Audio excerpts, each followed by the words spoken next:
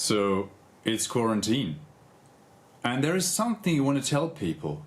And you have to record yourself. But the only thing you have is that stupid front-facing camera in your computer.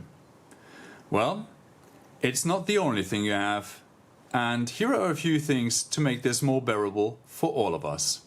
Don't use the front-facing camera of your laptop, because this camera is the worst camera in your household and it is always looking up your nose. I don't want to look up your nose while you're telling me things, so don't use the front-facing camera of your computer. And don't use the one on your phone neither. It's bad. That's the worst camera you have. On the other side of your phone, there's a good camera. Use that one. You can't use that camera because your phone keeps falling over? We should fix that, shouldn't we? There are simple solutions. A clamp like this, you just fix it to your table and then clamp in the phone.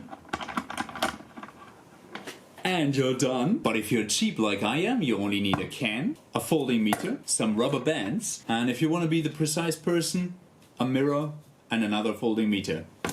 Let's get started. Take a can that is just heavy enough to support everything that we put on. Fold out the two thin parts of your folding meter and attach this with the rubber bands to your can. I mean, 3 rubber bands should be fine. Here we are. Now you fold one of the rubber bands around your phone like this and attach it to the folding meter just like so.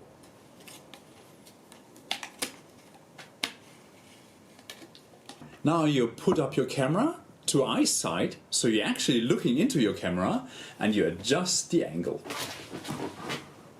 Well, almost done. If you need more control for the monitor on the reverse side, just attach a mirror to another folding meter and then attach this one to the other side of your can.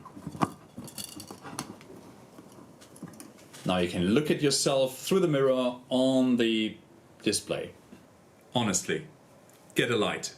Just a simple one. It would help. A lot. Now for the sound, because it still sounds like it was recording from a bucket. So I bought myself a microphone. It was €8 and it attaches to your collar, like this.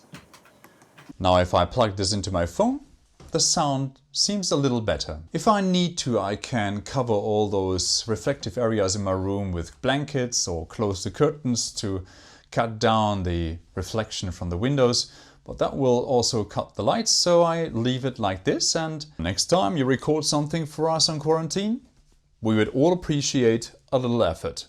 If you like tutorials like that, subscribe to this channel and I'll be seeing you next time.